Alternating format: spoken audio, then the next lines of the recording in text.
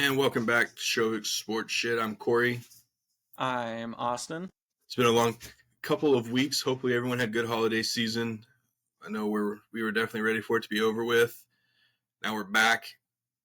Guess technically kind of snowed in, I guess, if you want to look at it that way.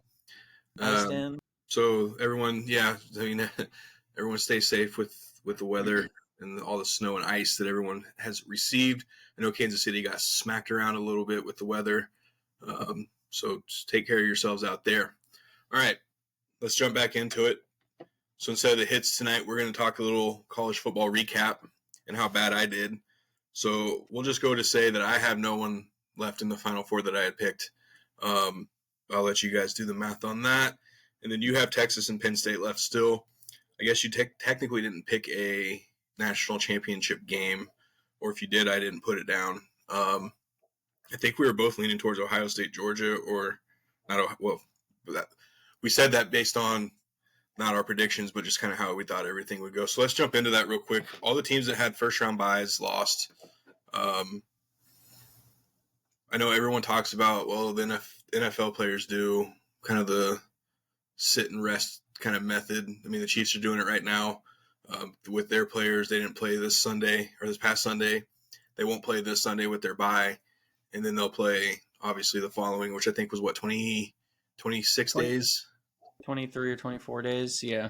Yeah, so you look at it this way. I think this has kind of been the downfall a little bit because, even if they were with the normal 4 teams that they usually do, everyone's getting that same amount of time off. What goes into your thoughts on maybe kind of how the first round and then the kind of semis are going to go?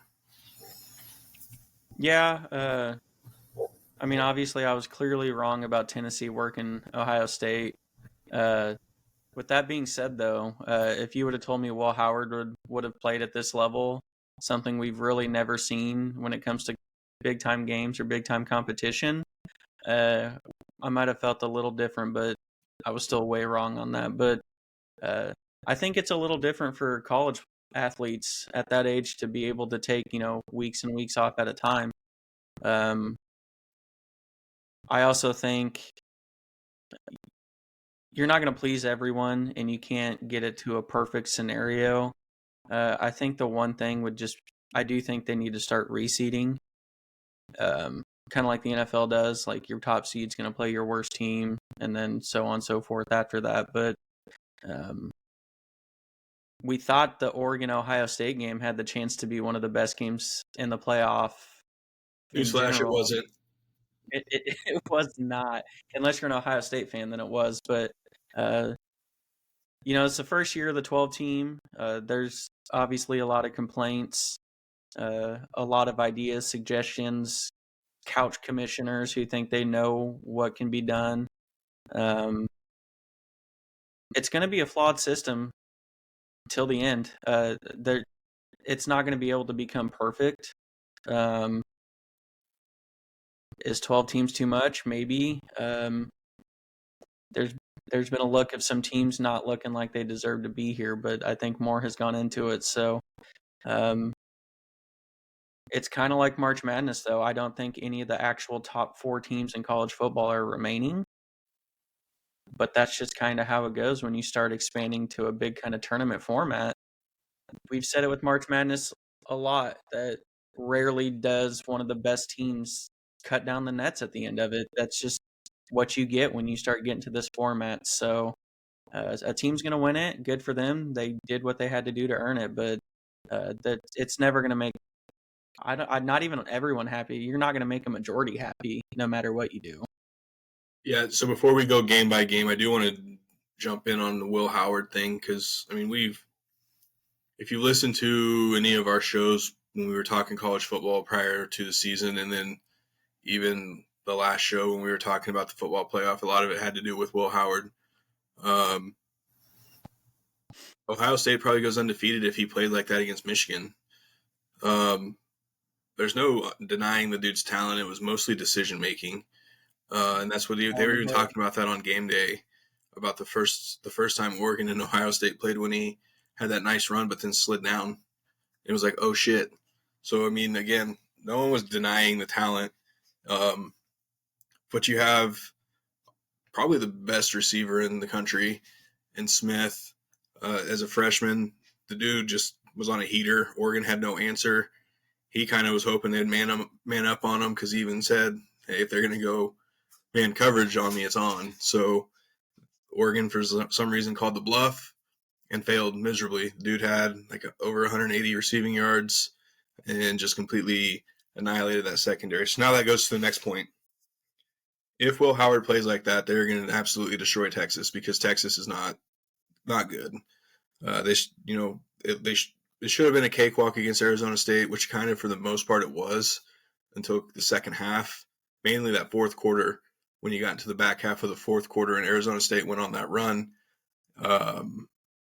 Do you think this is going to be a good game, or how do you see it going? I mean, if Will Howard plays like he has the first couple games, I don't think it'll be a good game. I mean, there was a couple, however you feel about it, there was a couple plays and calls or non-calls in that Texas-Arizona State game that really had Texas hanging on for dear life. It's no disrespect to Arizona State. If you've listened to us before, you know I highly value the teams with effort and energy and the teams that just try. I think that's a huge reason why Arizona State hung around in that game. They just cared more. That's just the state. We're not in an era where we can say 100% of these athletes care. It's just plain and simple. But Arizona State, they're a scrappy team. They had effort, and I think that's why they hung around. But Texas is going to have to be a little better than they have been the last couple months, not just in the playoffs, but a couple months. I think they're a little better defensively, so they may be able to maybe not take out or take care of Smith, but maybe neutralize him a little bit more. But even with that, I mean, you still have Ibuka, you still have two running back. I mean, there's so many players and this is why it was up to Will Howard or not. There's not a better roster in college football than Ohio State. It was just what would Will Howard do with it? So, I mean, every game has a chance to be a good game. You'd like to think we're in the Final Four that these would be good games, but I just from again, not any given Saturday, like any of these teams can win, and we know I'm an Ohio State hater through and through, but if they play even remotely close to how they have been, they're going to win the national championship, plain and simple. Yeah, so I like the quarterback matchup here because both of the wild cards essentially, which Quinn Ewers are you going to get? You can get the Quinn Ewers from the last month because he hasn't looked very good, or you're going to get the Quinn Ewers that Texas thought they were going to have like they did at the beginning of the season. Ohio State, it looks like they're 5.5-point favorites to open this one up. Yeah, I think it's around a touchdown. Give me Ohio State by a touchdown. We have to have good games. We are due for it.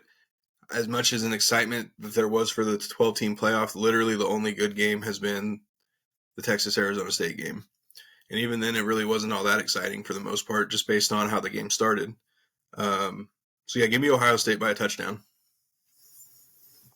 Yeah, I like complete flip the script from my initial thought. I mean, I'd give me Ohio State by as many points as one is allowed.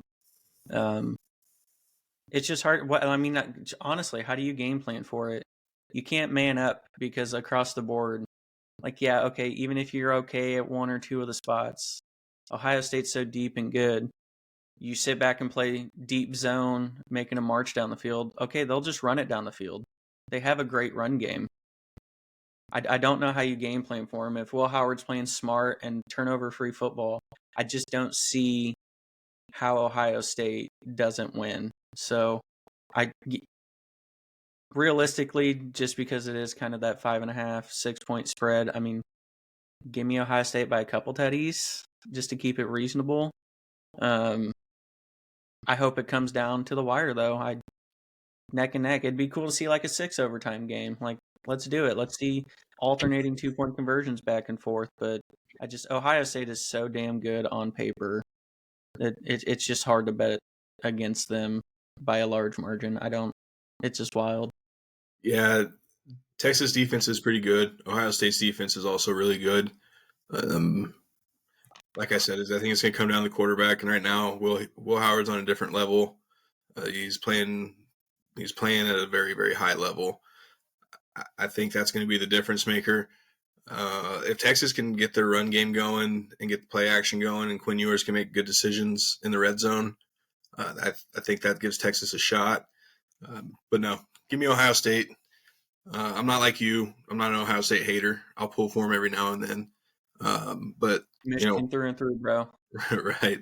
So let's go over to the other semifinal game, which could be this one could be a defensive slugfest, like 10-7, 13-10 type game. Notre Dame, Penn State. This one's Thursday, and then the other one's Friday. Oh, okay. Thursday, Friday this week. Okay, cool. So Notre Dame opens up as a 1.5 point. I still like Penn State in this. I still think Penn State's defense is really good. I think Notre Dame's kind of beat up on the defensive side of the football a little bit. The only thing is the quarterbacks in this one. They're a little different than the other matchup. Riley Leonard's been playing okay. That run game for Notre Dame, if they can get it going, I think that's the difference maker. Penn State's really, really strong up front. Dual Carter, those guys, I mean, they're fast, they're physical. And I don't necessarily know, as much as I love Andy Kotelnicki, KU through and through. I don't know what that offense is going to look like. So give me Penn State by 3. Yeah, I've always been a pretty big Notre Dame hater myself. Well, not necessarily hater. I've just always thought they were overrated. It's changed a little bit with Freeman with their being coach. Dude's kind of a good coach. Still a little iffy offensively. Penn State's good enough to kind of neutralize. Not saying they will. I mean, anything's possible, but they are on paper good enough to slow down the Notre Dame run game and really put the game on Leonard's shoulders, which is the perfect way to beat Notre Dame. I trust Kotelnicki enough to have a couple big time play calls when it's necessary. We know how creative he is. We know how confusing he can make a defense, even the best defenses. But you were spot on. It's going to come down to the execution from the quarterback. I do believe there's going to be a couple perfect play calls, and it's a matter of Drew can hit those or not. So I agree with Penn State winning. I trust Penn State's quarterback a little bit more than Riley Leonard. I think they're both equally good defensively. So just a slight edge at quarterback for Penn State is what's deciding it for me. I'll take Penn State by 8. That's wild. Hey, Cobes. They are making their weekly hellos. All right. So, damn, that's Penn State, Ohio State, Natty. That's what we're saying here. We'll discuss that next week if it gets to that point. One thing I want to make note to Broncos fans, I know you guys all see it too. Make sure you watch Ty Warren on Penn State. It's going to look good in the orange and blue next year when we draft him. It's a tight end position in need. So, again, huge Warren fan. Hopefully he has a nice game, and we'll talk about, hopefully, a Penn State, Ohio State Natty next week because that was obviously our pick. So let's move on to our coaching carousel, which was heating up. We talked a little bit about it on our last episode on Christmas Eve, so that's been a couple weeks. But I have the openings. Yeah, right here. All right. So we'll just get it out of the way now. We were obviously wrong on the Giants call. And it's still TBD on Dallas. They technically haven't re-signed him. He hasn't said he wanted to re-sign with them because now it's basically, I don't have to re-sign. I'm a free agent essentially a week from today. January 14th, Mike McCarthy is free to talk to whoever he wants, whenever he wants. And apparently him and the Bears are kind of eyeing each other down. So that leaves, we won't put the Cowboys on this list technically until later on if needed. Raiders, LOL. Jets, Jaguars, Bears, Saints, and then Patriots. We did talk about that last week. We had mentioned there were rumblings of Mayo possibly out. I think we were both kind of on the edge or in the middle on what we thought would possibly happen there. It sucks for Gerard Mayo, but they obviously didn't like the direction they were going, and they lose out on the number 1 overall pick, so that makes it even worse. So, what do you think of those openings? Yeah, I'm surprised by the Giants one. That's the one you let off with. I actually think this is one of the first few decisions the Giants have made that you can say it's smart. If they believe they have their people, there's no reason to get rid of them. I think they had to have kind of a self kind of reflection and realize that, like, it doesn't matter who our coach is with our roster the way that it is. So let's why not keep this continuity with what we have and try to build the roster. So, Giants fans may not agree, or even just like the casual fan be like, well, they've sucked for a long time. Daboll's had a chance, but at the same time, like, it's not always the coach. Like, if you just look at the Giants, there's no coach. Andy Reid wouldn't have done very well with this roster. Would he maybe added a win or two here and there? Probably. Maybe. But sometimes it's not always the coach. So kudos for them for keeping the continuity there. They have a top-ish pick. So maybe Daboll can actually get his quarterback in there now and kind of reset his 1 to 3 year leash that he has there. So good for them. But some of those jobs I would have no interest in wanting, like the Jets. No thanks. But some of those are kind of okay. Like the Patriots, they got a young quarterback who looks like he can be kind of the real deal. A top-ish draft pick, and then what you mentioned, the other, like, $100 million in cap. Like, they have cap. Yeah, $130 million in cap space. Yeah, so that could be an intriguing job. It is. I still think that's Vrabel's job. I don't think they get rid of Gerard Mayo without knowing Vrabel's coming in, but no insider information. That's just kind of a gut feeling. I think he's set to interview there tomorrow or Thursday. Yeah. I don't think he leaves the building without signing, though. I don't think Kraft lets that happen. So they interviewed Pep Hamilton and Byron Leftwich today, which unfortunately some are saying that's just based to cover the Rooney Rule, which is unfortunate for those two guys. Yeah. It sucks knowing that you're probably just being that just to take care of that rule to cover, just for them to basically probably – I think Vrabel is going to be the first hired, and I think it's going to be this week. I know the NFL is probably like, whoa, but it is what it is. When you know what you want, you know what you want. So yeah, and I actually think the Jaguars' job would be my first choice, which is why I don't know Ben Johnson. I don't know if, like, geography matters to him or whatnot. But me personally, I think the Jags' job would be the one I would want the most. Like, I know the Patriots are okay, sitting okay-ish.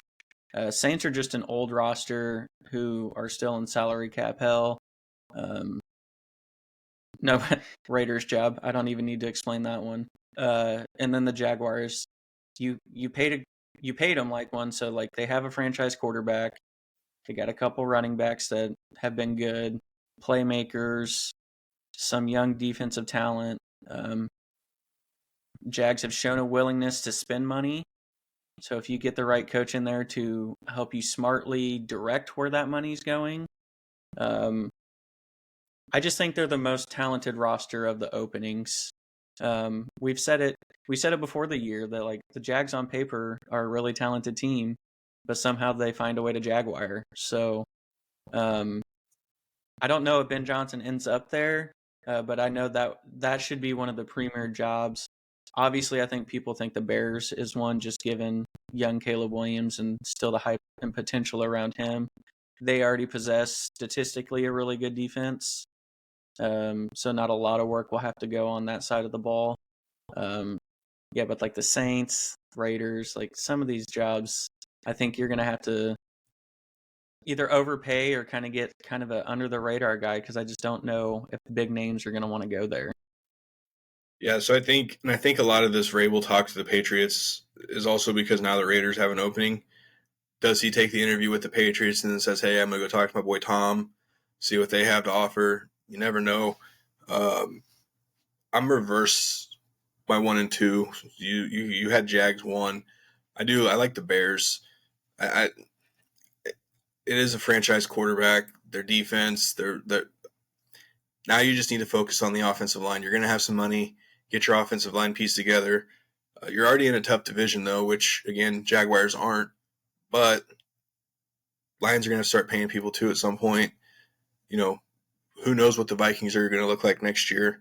And I don't think they'll take a huge step back. But that's, are they a 14-win team if they have a new quarterback? Probably not, especially if it's J.J. McCarthy. But that's nowhere here or there. So, but I still do like the Bears 1, Jaguars 2, based on what you said. The only thing that's a little iffy to me with the Jaguars is the ownership in GM. Like, I get it. Like you said earlier before we got on here, the dude has to fire Urban Meyer. Cool. Dougie P didn't really do much. What point in time do you say maybe the GM needs to just, move along? Let's just redo it all. Because they do spend a lot of money. They really do. They do have some good young talent there. So I'd still put them at 2. And then I'd probably say the Patriots 3, Jets 4, Raiders 5, Saints 6, just because the Cowboys aren't on there. If the Cowboys are on there, obviously I'd have them up there higher.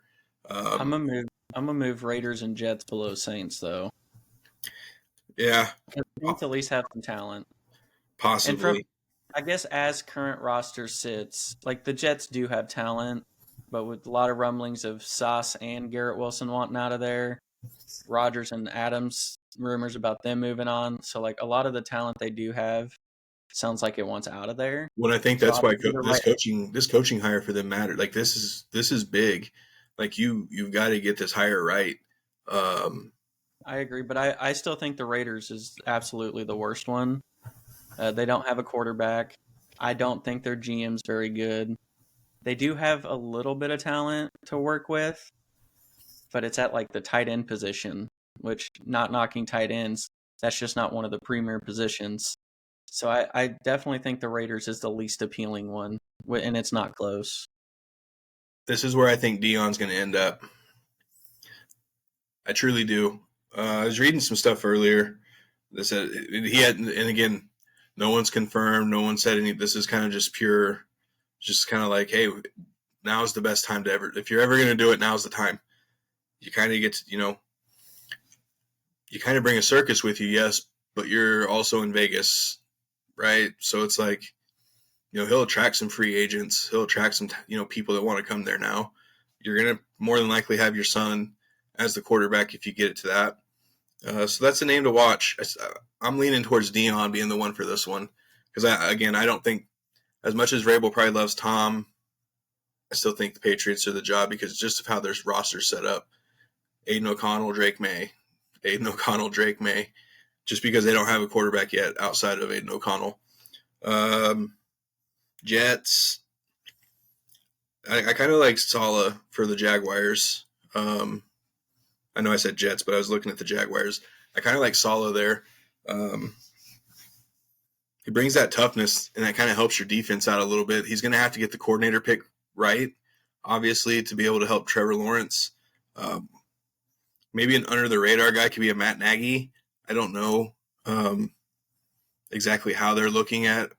Does Ben Johnson say, this is much more appealing because maybe he knows the division, maybe easier, maybe more set up for the future. Are there any names maybe out there that you may think could be a dark horse? I think Matt Nagy would be more suited for the Saints.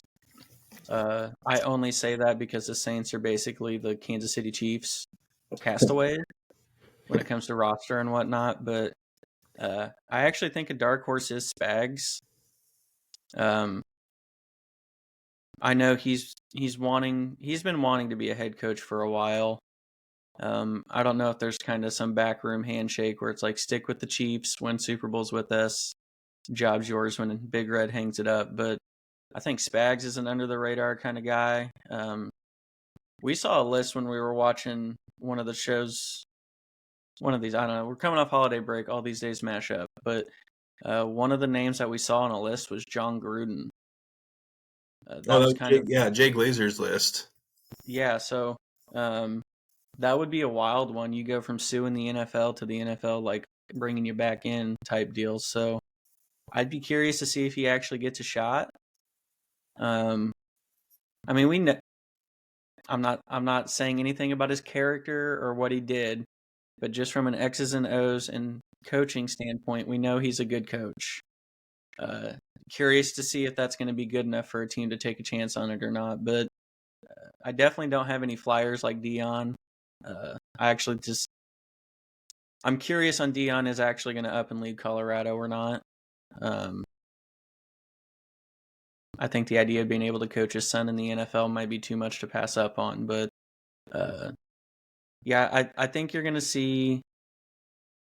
I think you're going to see a lot new names in the coaching carousel and not a bunch of recycled names like Spags and Nagy and whatnot. I know I mentioned it before. It's just these teams are wanting to get younger and more not offensive, like offensive-minded guys. So I think you'll probably see like the what is it, Slowicks? Like even though kind of a down offense, like I still think his name will be hot. The Ben Johnson, the Aaron Glenns, the people who haven't been coaches yet, a little younger. That just seems to be the way a lot of these places are going. You might see one or two of the old timers recycled in and out, but I think we're seeing the new wave of young coaches, and I think that's going to continue even more this year. Like outside of Vrabel, it wouldn't surprise me if most of these hires are first-time head coaches. Yeah, I agree with that. Vance Joseph's name was thrown out there for the Saints and Jets as also. He'll interview with them. I'd love to keep BJ for another year to work with this defense, but again, I think his second time around, he's learned a little better this time around. He's been with Sean for almost 2 years now, so he's kind of gotten a better idea of, game prep and what it goes into being a head coach. So good luck to him on that. I kind of like Gruden as a dark horse for the Jags, just because he's obviously an offensive-minded guy. Trevor Lawrence, I don't see him going maybe to the Jets. I don't like that. I think the Bears will be a long shot.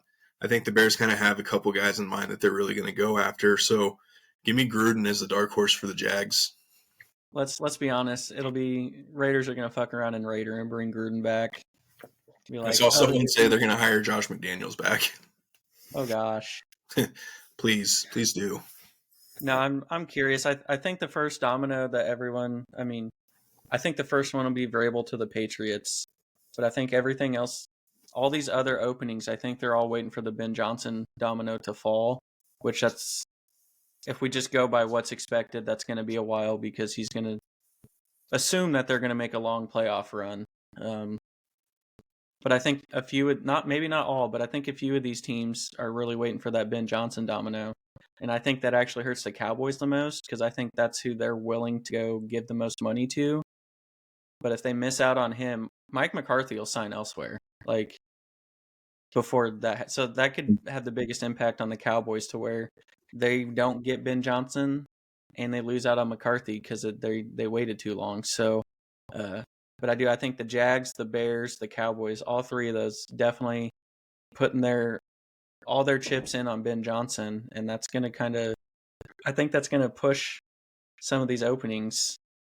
Like Vrabel to the Patriots makes too much sense to where like that'll happen no matter what.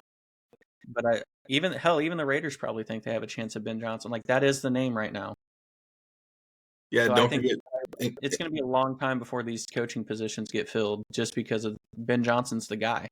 Yeah, obviously don't forget Pete Carroll's a name to watch too. I know he's wanting to get back into it. I'm not sure which team's going to do it or want to do it. That'd be a good Jags one. It would be. He's going to bring some of that energy and like Pete's old, but he brings the energy. Honestly, I think that'd be a good thing for the Jags. And honestly, if the Raiders weren't the Raiders, this would be a perfect hire for them. Get a guy to come back in, clean your culture up a little bit. He may not win you games right away. He may get you 2, 3, 4, maybe 4 more wins, if that. But he's at least going to establish a culture back to what you're used to doing. So just watch that as a dark horse. I don't know if it'll necessarily be the Raiders, but I do watch him. Somebody might give him a chance. So let's roll Anything else on the coaching carousel stuff before we roll on? No, it's. I mentioned to you earlier. These teams are kind of going all. I mean, even some of the rumors you hear of like teams wanting to trade for either like O'Connell or Tomlin, like going to get the guy you want's kind of becoming like a cutthroat business. We're talking about how we haven't seen a lot of trades for coaches during our lifetime. Broncos just traded for theirs, and I think teams are saying like trade for your coach, deal with it for a year or two, but you got your guy and you can deal with that. I think with just what Denver's done that teams haven't normally done, these teams are kind of reevaluating what is acceptable now, because a team would have never cut a quarterback and taken on almost $100 million in dead money. That would have never happened. Denver did it. You wouldn't really usually give up decent draft capital for your coach. Denver did it. They did both of those things, got their people in there, and granted, maybe not a Super Bowl contender yet, but they're seeing that like, oh shit, if you just get your people in there, no matter what the cost, that does make a difference. So the coaching carousel it's becoming kind of cutthroat, where it's like, A, nobody's safe. B, you might start seeing a lot of trades for coaches. Because, I mean, it's a coach, right? Like, we love you, coach, but a team's going to give us like a couple first-round picks for you. Like, okay, type deal. So it's a weird world, but it's also fun. So you and I probably won't have to worry about coach openings anytime soon. So we're not going to be able to enjoy this carousel. But it's like no one's safe, honestly. Doesn't mean that the Vikings would actually trade O'Connell or the Steelers Tomlin, but the fact that you're even seeing it's a possibility that teams are like, hey, yeah, we'll trade for coaches now. If that starts becoming a regular thing, the NFL is just going to be wild. We even saw Shanahan's name on that one time, where it's three of the bigger coaches, and it's like teams are starting to call to see if we can trade for him, and it's that's unheard of. And you're going to get your draft capital back. Most of the time, it's just that 1 year. Maybe in a case for Denver, it was 2. It was the current draft, and then obviously this last year's. Those will come back. So, I mean, again, you've heard, if you've listened to our shows in the past, coaching does matter to teams or to a player's development, which is another reason why it sucks that all these first-year guys are getting axed, because, again, not necessarily the Raiders, because they're still looking for a quarterback. But for Drake May, this could be a setback, possibly. Changing coaches again. It's not a good start for that. So hopefully they get this one right. They get the right offensive guy in there to maybe not have a setback, to move forward with him. But coaching matters, and you stick with it. But again, that goes to what you're saying. Now teams are going to want these guys because they can keep them long term, and they already have their quarterback. So what's the point of giving up a couple draft picks because you're not going to use it for a quarterback? Yeah, and I mean, and you saw it work with Denver. I don't think Giants get rid of Daniel Jones without Denver doing what they did. Because it's been, and I know the Falcons haven't outright cut Cousins, but these are things like, especially at the quarterback position, if you had a dude who made money, you kind of just had to write it out with them. Denver said, fuck that. Sean Payton said, fuck that. And teams are seeing that like, oh, it's not the end of the world if you do that. Yeah, it kind of handcuffs you for a year, maybe 2. But Denver showed that, A, it's worth it. And other teams are going to be like, oh, it could work. Like, obviously, I still think more times than not, it's going to blow up in your face doing that. Yeah, but you have, now that to there's be very legitimate doing something like that. Yeah, but now there's legitimate proof of teams doing that and it working. And we've said it when we've talked about, actual X's and O's. The NFL is a copycat league. How you run your organization, coaching changes and all that, no different. It's a copycat league. So now that there's been some success with it, you're starting to see it more. So it's just another thing to look for. You would have never. It was so bad with Sean Payton and Russell that like we saw it coming, but like 5 years ago, that would have never happened. Russ got paid. We're sticking it out with Russ. That's finishing your contract out. Worst case scenario, we're cutting you 1 year earlier and we have 1 year of kind of a dead cap hit. But Broncos were fucking, man, couple years, 100 mil, we don't care. You're out of here. Never would have happened, but it happened once. It's been semi-successful so far. It looks like it's going to be a really good decision by Denver. Teams are going to copy that now, and it's becoming full cutthroat, top to bottom in an NFL organization. And it's not surprising. It's billions and billions and billions of dollar corporation. Like, oh yeah, you're playing with billionaires' money. Like, yeah, so it's not surprising that it's becoming cutthroat, top to bottom. It's just going to make off seasons extremely wild.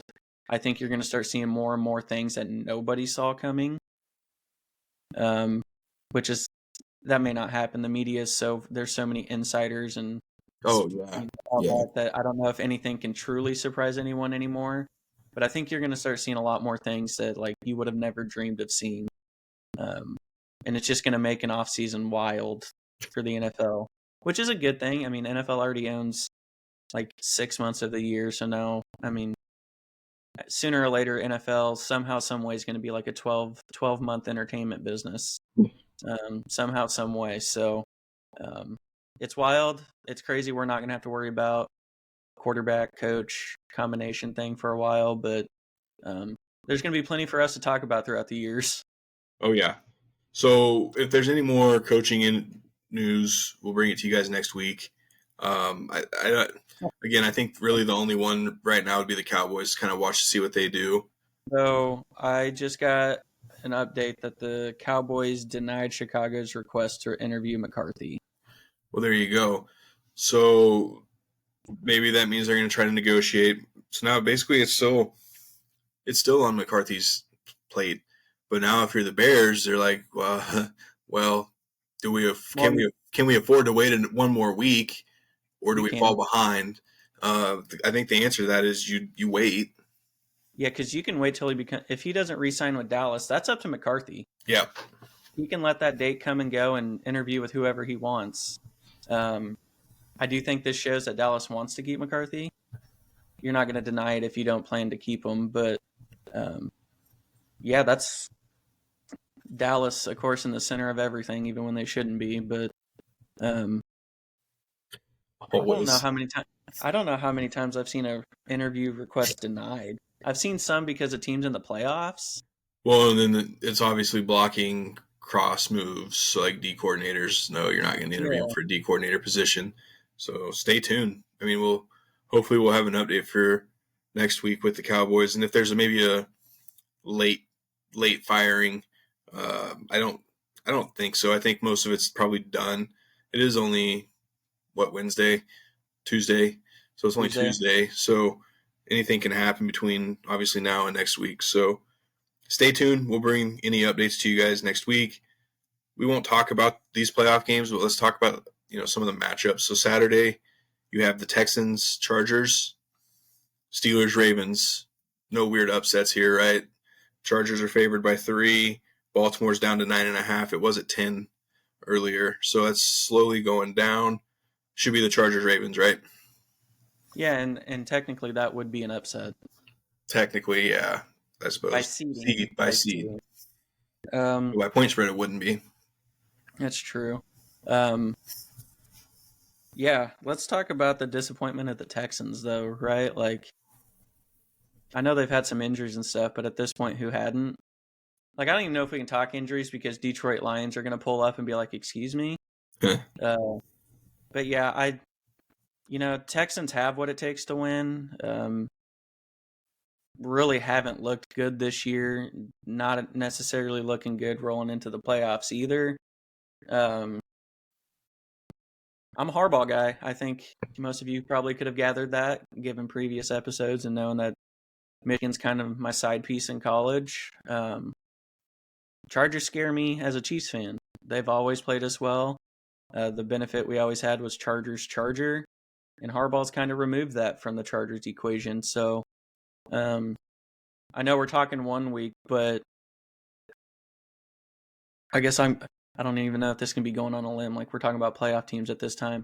It would not surprise me if Chargers make a nice, at least championship game run, maybe even Super Bowl run. This isn't Harbaugh's first rodeo. Herbert is probably the most underappreciated quarterback in football. And they've got their coach there. Coming off the Coaching Matters. Chargers are a prime example. They get a guy in there and they're immediately in the playoffs. Ravens Steelers, I don't even know if we need to talk about it. Ravens by a lot. No offense to the Steelers. Is the Russ experiment over? Yeah, I mean,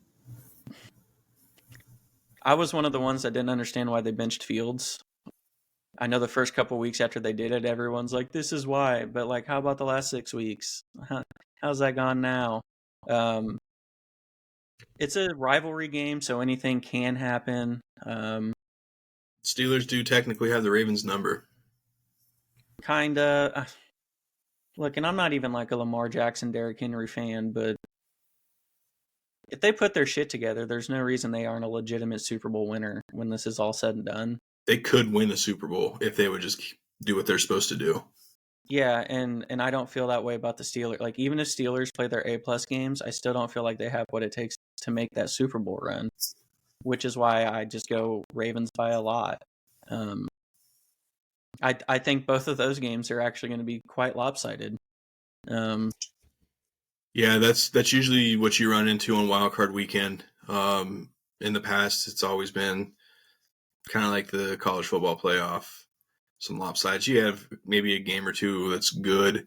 I picked the Steelers to win the division. They let me down, so I'm not picking them to win this game. Give me the Ravens. I think since it's not the Chiefs, I think the Ravens will stick with their run game and get it going. That's why you got Derrick Henry. Now's the time. Force feed him. Give him as many carries as possible. It's now or never. I mean, what's the point? You lose. He's done. So use him.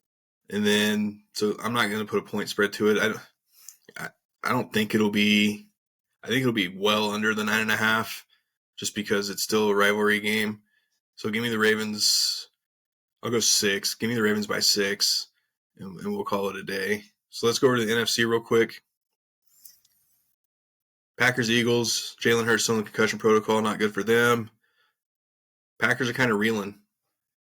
Not looking good. Didn't look good against the Bears. But, again, no Jalen Hurts. That's huge. I'm going to go whether Jalen Hurts plays or not, Eagles win. Yeah, I think so. They're 4.5 right now. That'll get smaller or bigger depending on the Jalen Hurts call. I think if they have to go Kenny Pickett, that probably goes down to even to Eagles by 1-ish. But if Hurts comes back, I think that's going to bump up to like 8 or 9. Yeah, I'll still pick the Eagles. Saquon, their defense is playing really, really, really well right now. Packers offense hasn't looked great. They lost Christian Watson out for the season last week. I thought they shouldn't have brought him back last week, but they did. Injuries happen. We get it, but that's it sucks for him. So the next one, Bucks Commanders. I think I kind of know where you're going on this one. You already know where I'm going. I mean, trying to take it out, like Commanders, they have a legitimate shot. But I'm never, at this point in his career, I'm not going to put my money against Baker Mayfield. Unless it's like against the Lions or one of the top. But when it's kind of an evenly matched game, I'm never betting against Baker Mayfield. Dude threw for 4,500 yards and 41 touchdowns this year. Why is nobody talking about him in the MVP discussion? Can we just bring that up for a second? No. Why is nobody talking? Dude, this team was supposed to be dog shit. I just don't think he has those rushing stats that go with what Lamar and Josh Allen have done. I'm not saying MVP favorite, but why is he not getting talked about in it? Well, I think it's because the two guys that are favorites to win it are a little bigger. Haters. They're 58% chance, 58% favored to win the game on ESPN with a 3-point spread. Give me the Commanders. Not that I don't. This has a chance to be the best wild card game, though. It really does. And the only reason I say that is because the Bucs defense has been banged up really bad. Um, I think it could be a good shootout. But I like what Jaden Daniels has done. We were high on him coming into the season because coaching. We knew him with Cliff Kingsbury. Cliff was going to have something good for him. Again, we talked earlier today about off here, obviously, but Cliff's offense kind of fell off. Commanders kind of fell off. They kind of hit a lull. But Dan Quinn's been here before too, so he'll have those guys ready. Give me the Commanders by a field goal. I think like you said, it's going to be one of the better ones. I think it comes down to the last second field goal. So I'll take the Commanders there. Monday night, Vikings-Rams. Weird 14-3. Vikings, 10-7 Rams. Vikings on the road. I think you like the Rams, don't you? I do. Their defense was a little better. I mean, they smashed their draft picks with Verse and that Fisk. Fisk. Absolute fucking knockout draft picks. Let's talk about that. And that's not even the best part of their team. I don't want to face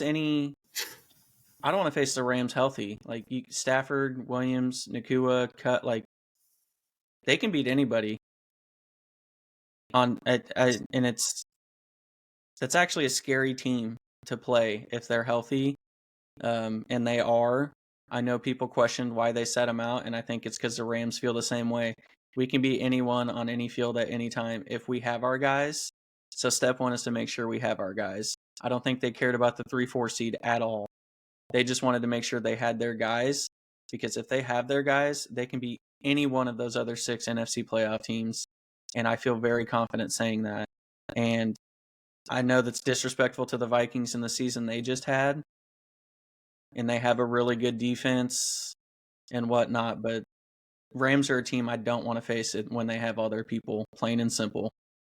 So we've been talking about quarterbacks tonight, quarterback play, which Sam Darnold's going to show up. If it's the one who showed up this past weekend, Vikings stand no chance. Because the Rams do have a high-powered offense similar to the Lions, I think.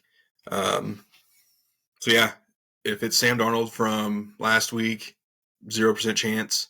And I do think that's the Sam Darnold they're going to get. It's going to be rocking in L.A.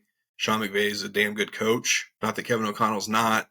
But McVay obviously, like you said, didn't care last week. So he got what's most coaches going to do.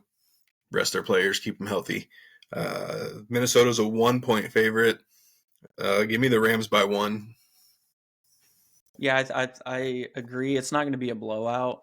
I think this has a very good, just because both defenses are better than what people think. Obviously, they're going to talk about the offense you have a game with Addison and Jefferson and Nakua and Cut, like so much offensive talent. These defenses are good too. So it could be a very close shootout or kind of a defensive slobber knocker, but I do agree it's going to be close. Give me the Rams by like 3 or 4. Like, it could very easily be like a 17-13 game or like a 38-35 type of game. Oh, absolutely. NFC has some decent matchups. But yeah, give me the Rams. If you can't tell, my sleeper Super Bowl pick would be the Rams-Chargers. Ew. Yeah, I'm not saying I'm a fan, but we live in a world where everything's LA. No. God, I hope. That's my sleeper pick, not my actual pick. All right. Bronco fans, we're back. Back to the playoffs. I don't care how we got there. We're not going to talk about how they got there. That's not. It means the Bengals aren't there. Yeah. Oh. So first time 8 years, you get to go to Buffalo, face Josh Allen, probably going to be the MVP. You went in there last year and beat him, not in the playoffs, and with Russell Wilson was your quarterback. Buffalo's an 8.5-point favorite. This has a makings to be a real ugly game, or a really, really good game, defensive game. Hopefully, Denver's got to keep it that way. They've got to keep it as close as possible to give themselves a chance in the fourth quarter. This isn't a team that you can get behind 14-0 right away, 17-0 right away, which you've done in the past to some teams. Those teams you were able to kind of dig yourself out. This one you'll have no chance. 0% chance. On the road, Bills Mafia, those fucking crazy people up there are going to be ready to go at noon Sunday.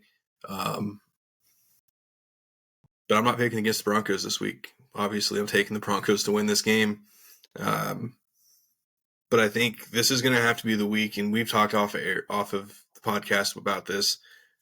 You've got to force feed 3 running backs and get them. You've got to get the run game going.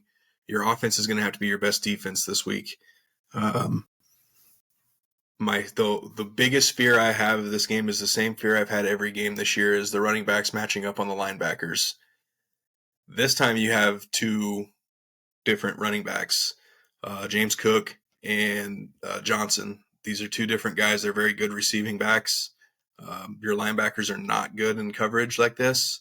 And then other fears, obviously, Josh Allen running. You're going to have a spy. You're going to have to just play, like, if there was ever a time to play an absolute A-plus game, it would have to be this one. But again, I'm not picking against the Broncos. Just know that I'm not confidently saying that they're going to win this game. Yeah, and I mentioned to you off air that I think the way the Denver can make sure they have a legitimate chance to the end is Sean Payton sticking to the run game. And the same thing with Andy Reid. You're never confident that that's going to happen. Even Harbaugh, like so many of these teams are like, well, why didn't you run more? Bills defense is a little soft in the run game. If you're able to establish the run, get some naked boots, some play action options with Bo Nix, but also just sustaining drives. You nailed it when you said your offense has to be your best defense. Kind of the game plan of how teams had to play some of those high-powered Chiefs teams back in the day. It's why we always struggled with like the Colts and Titans, because they would force feed Jonathan Taylor, Derrick Henry, sustain drives, keep Patty off the field. That's kind of what Denver's going to have to do. Force feed. You have 3 quality running backs. You have a quarterback who is mobile, so you can do a few design, get him out there and running. Because the last thing you want to do is try to match the Bills in points. This is it's kind of like what we say in basketball. Control the tempo, make it a half-court game. Don't get out and run. That's kind of the same thing with this. Like, control the pace of the game, keep the ball, make this a minimal possession game for these teams. I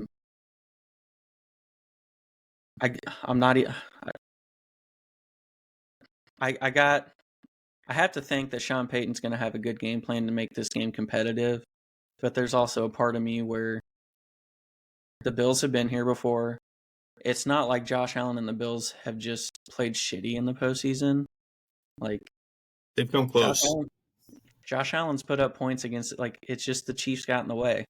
They're a scary team. I think the one benefit is they don't have that alpha receiver. So I think your corners can be left on islands with them pretty well to be able to get after Josh and even spy Josh. Because you're going to have to spy Josh because you have to. This isn't like, oh, we can kind of half-ass a game plan. Like, you lose, you're done. I think Denver has good enough corners compared to the Bills receivers that but then you leave yourself open, like you said, some linebacker matchups on tight ends and running backs that could cause damage. But it's just such a tough matchup against the Bills that I can't pick against the Bills. It's a home game. Josh has been here before. He's got something to prove. I don't want to say easily, but I don't see many ways of the Broncos winning. So I definitely have the Bills. It's not to say it won't be a good game, but at the end of the day, the Bills might actually be the best team in the AFC, no matter what the seeding says. So yeah, I'm obviously taking Buffalo. Not going to put a point spread on it because I really do think it could be Bills by 3 or Bills by 21. Both are possible. So I'm just going to stick with Bills. So before I get into how I think Denver will win, can win, not will win. Sorry, I was trying to word that correctly. 2 things are going to happen this game. One, I'm hoping Bo Nix sees how Josh Allen carries himself during games because he can run the football. Obviously, Bo's arm's nothing like Josh Allen's arm, but you can still see how his decision making goes, when he's taking off, how he's going about doing that. Second thing that's probably going to happen is we're going to see the holes that we've talked about most of the season with Denver, not having that big time running back that can be your workhorse, not having a playmaking tight end or maybe a receiver that can separate. Bills corners aren't as that good. Okay, they're not. They're okay. They're nothing to be. Bills have one legitimate corner, and I imagine he'll be lined up on Sutton. Probably. Ron Johnson is a good corner. Yeah, that's who it is. That's right. And then, so you're going to see the holes, and that's going to help. That's going to help because now you're in the playoffs and you can kind of see what you're lacking. Yeah, you kind of know it as your season goes along, but now you're really going to see it. Playoffs are different. Playoffs are a different animal. The intensity's beefed up a little more. The pace of the game's a lot faster. I'm ready. This is fucking awesome. I'm so excited to be back. Now, I need Vance Joseph to not coach scared. In these types of games this season, he's coached scared. He's gotten away from what we've done. Look at the Ravens game. He played too much zone, played too much back. That's not the Broncos. That's not what he's done. Don't be afraid to blitz Josh Allen. Like you said, the corners are good enough with these receivers. Blitz up the middle. Don't let Josh Allen take off up the middle, please. See, and we're the fans. We would rather lose playing our style all day, every day. Than lose playing scared. If you're going to go down swinging with your best shit. There's no next week if you coach scared. Yeah, and I understand the zone against Lamar. You want to keep eyes on him. You don't want him to run, but at the same time, like, go down swinging with what you do. Chiefs have lost doing that before, when we lost to early in the years. Spags coached the way he was going to coach. Didn't get the stops and plays we needed to make, but fuck, man, we went down doing what we were doing. We made you make a play. We didn't just hand it to you and hope for the best. So we're definitely fans that, like, go down. If you lose, you lose, but do it how you're supposed to do it. Don't be scared. Just play your game.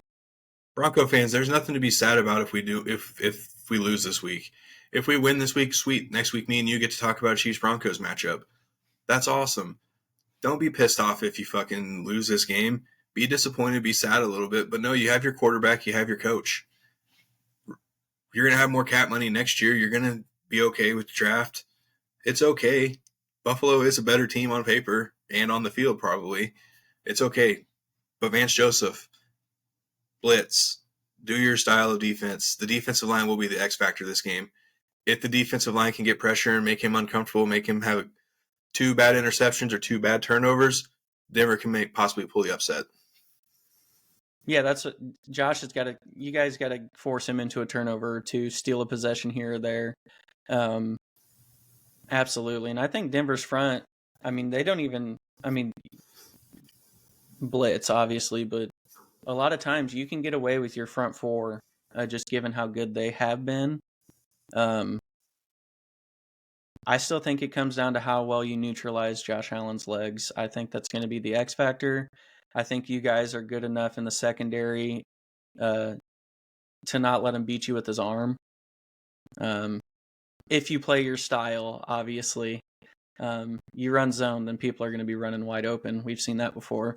I think Denver's defense matches up well with Josh Allen. You guys, your edge rushers are quick enough to where if you do stunt or do something, they can get away as long as they keep their pass rush integrity, because you guys are athletic enough on your front 4. Benito, don't know the tape, but I guarantee he ran a 4.445. Like, the dude's fast. So if you just pass rush correctly, your secondary is good enough to frustrate Josh. So, the matchups are there. It's just a matter of executing. What is the play calling going to be? What is your game plan? Because your defense, let's be honest, your defense is going to have to keep this a low-scoring game. Absolutely. And I obviously don't like the Broncos at all, but they do have what it takes to make this game slow and frustrating for the Bills to give them a chance. It's just a matter if they do it or not. You can say what you want of how lopsided this looks on paper, but at the end of the day, like, these are all still playoff teams. It means that they were good enough to be here, and anything can happen. So, obviously, I say with confidence the Bills are going to win, but there's no whether I like to say it, Broncos are a playoff team, which means them beating another playoff team isn't out of the realm of possibilities. Like, it is what it is. This isn't a Giants Bills matchup. This is two playoff teams facing each other. No matter how lopsided you think it is, it's still two playoff teams where anything can happen. So I actually think this has the potential to be the best wild card game. Potential. But it also has the potential to be the biggest blowout game. Yep. Obviously, it's one we're going to be watching. So, yeah, I mean, would it be cool for the Broncos to knock out probably the biggest Chiefs threat in the AFC? Probably. But I told you off air, like, I'm not, as a Chiefs fan in the playoffs, I'm not scared to play anybody outside of that Bengals team, and they're not here because fuck them. So with that being said, I just want good football, man. Like, just give us good football games. Don't do what the college football playoff did to us. And then obviously just hope that no big injuries happen. Everyone stays healthy, because we don't want to get to the Super Bowl and see a bunch of backups play, because last week we saw what happens when backups play for teams. So just hope for good football and good health for the players, and just hope we get that beat. Broncos country, let's go shock the world this weekend. Hopefully we can talk with the Chiefs next week. I mean, either way, Denver wins. It's obviously Kansas City. There's no way around it. Denver's the 7th seed. Chiefs would get the lowest remaining seed. That would be Denver. So hopefully that's what we're talking about. If not, we'll reflect on a good season that the Broncos had, and we'll get ready to talk about, I know what you're excited about, a Chiefs three-peat. Woo! So, again, thank you all. It's been a long couple weeks with the holidays. Hope everyone's staying safe with the weather. We'll talk to you guys next week.